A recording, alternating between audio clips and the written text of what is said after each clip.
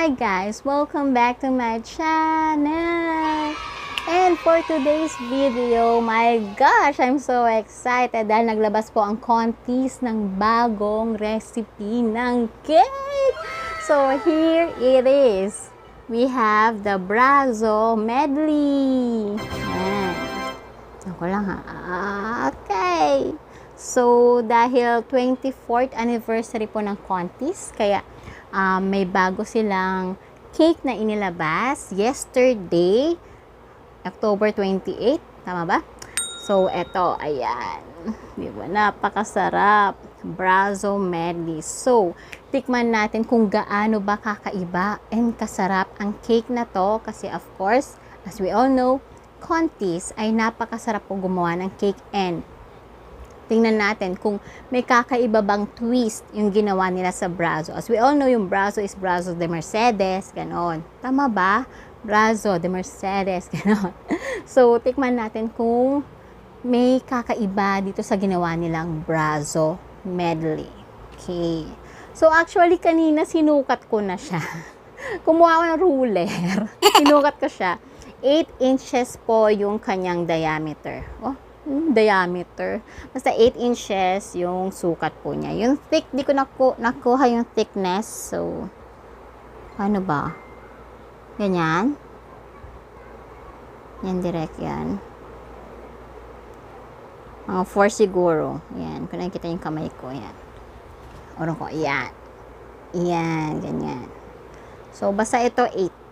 And medyo magaan naman siya. Unlike yung ibang Contis cake na ni-review ko na mabigat talaga. 6 liglig. So, di na pinatatagal to. Tikman na natin. Dahil galing ako sa trabaho, binili ko to kanina kaya medyo malambot na. Pero dapat frozen po ito. Nilalagay po dapat sa freezer. So, meron siyang matigas na crust sa ilalim na nag-hold dun sa cake.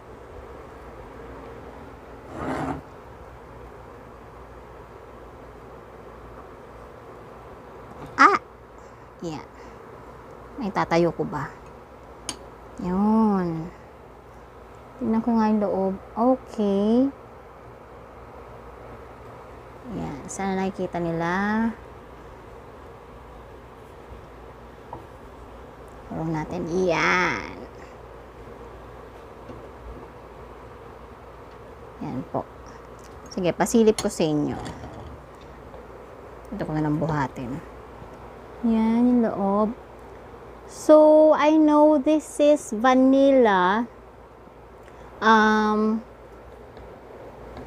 It has vanilla filling. Ayan. Vanilla custard filling with mango strawberry and some cookie, fruit bits and cookies. Yan. I believe cookies yun na sa ibabaw, yung mga, ano yan, mga, how do you call that ba? Crumbles. Mga bits ng cookies din. So, sa nakikita ko, toppings. Okay. So, yung nakikita sa loob, may strawberry siya. And, alam niyo po, ang bango. Ang bango-bango ng cake. Strawberry sa loob. May buong strawberry. And I guess mango nga kasi yung color niya rin. Yan. And ano po. Sabi po doon, it's a fluffy meringue layered. So, tingnan natin kung meringue talaga to. So, tikman na natin. Daldal ako ng daldal. Gusto ko nang kainin. So, kailangan pag tinikman natin buo. Yan.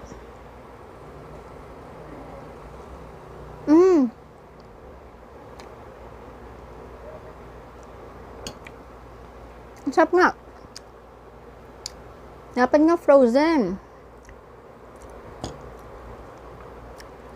Kasi meringue po talaga tong kanyang, how do you call that? Hindi siya chiffon eh. Meringue talaga, as in meringue. Merengue, meringue. So, kung ano po yung texture ng Brazo na nabibili natin sa iba, ganun po. It is sweet. Kasi, vanilla, then mango, and strawberry. Yun ang ginawa nilang twist. Meron siyang strawberry and mango. Sarap!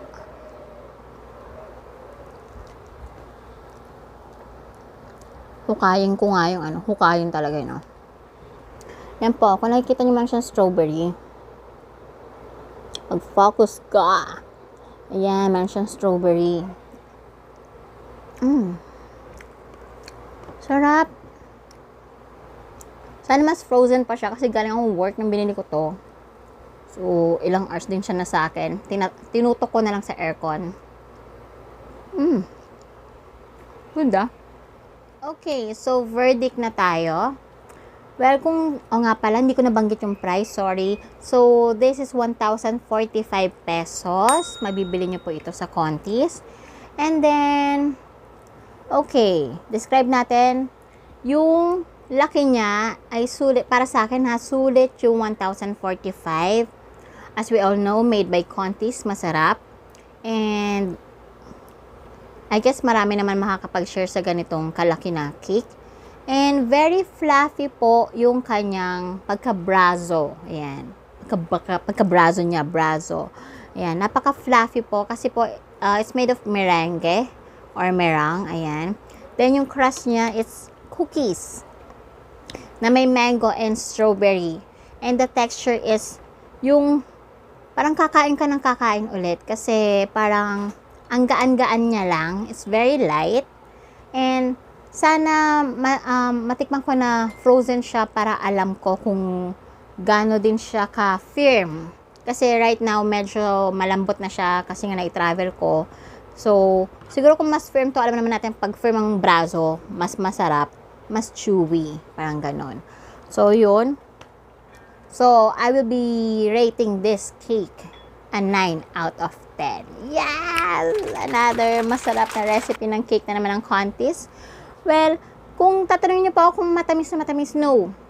It's very pinaghalong light and sweet, pero hindi siya nakakaumay.